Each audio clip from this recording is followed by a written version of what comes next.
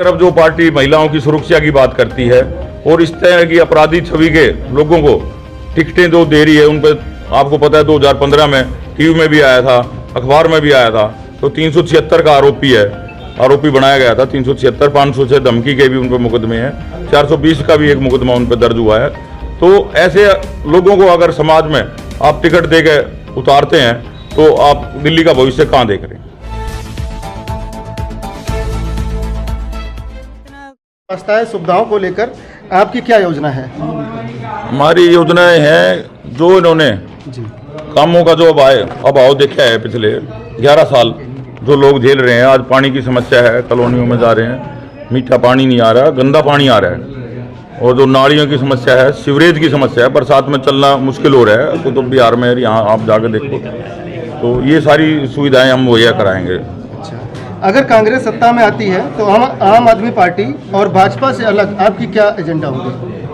हमने देखो पहले शीला दीक्षित जी के राज में भी दिल्ली का विकास किया है। हम उसके विकास के मुद्दों को लेकर लोगों के बीच में जा रहे हैं। जो उन्होंने झूठ बोल कर तो 11 साल जनता को ठगा है, दिल्ली की जनता एक ठगा हुआ महसूस कर रही है।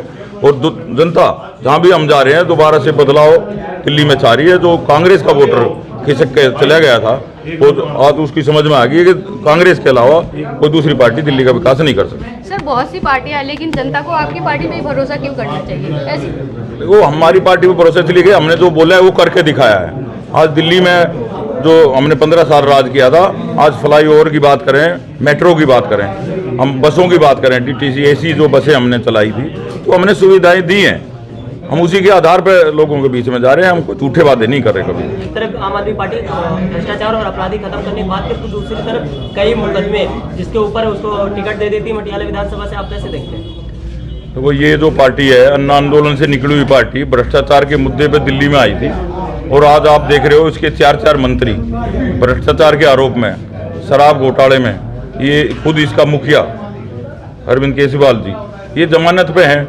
तो पूरी पार्टी भ्रष्टाचार में लिप्त है, ऊपर से नीचे तक। आप परसों की बात देखें, 7 विधायक इसके छोड़ के इस्तीफा देकर चले गए हैं। सुमेश शौकीन पर जघन्य आरोप लगाए गए हैं, यहां तक कि रेप तक की बातचीत है। उसको लेकर के आप क्या समझते हैं? राजनीति में अपराधीकरण हो रहा है, इस तरह के प्रत्याशी जब पार्टी से चुनाव लड़ते हैं तो जनता पर कितना असर समझते हैं?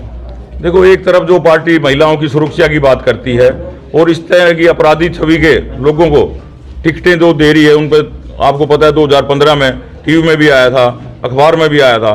तो 376 का आरोपी बनाया गया था। 376, 506 धमकी के भी उन पर मुकदमे हैं, 420 का भी एक मुकदमा उन पर दर्ज हुआ है।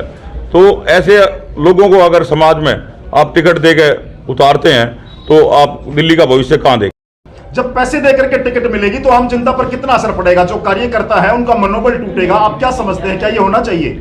निश्चित रूप से उनका मनोबल टूटेगा। जो पैसे दे के अगर टिकट लेकर आया है तो पैसे से सत्ता ले रहे हैं, सत्ता से पैसा कमाएंगे। वो पब्लिक का उनको कोई लेना देना नहीं है। वो अपने स्वार्थ के लिए कुर्सी हथियाना चाह रहे हैं, उनको कोई लेना देना नहीं। देखो, हार के डर से आम आदमी पार्टी का जो उम्मीदवार है वो बोखड़ा गया है।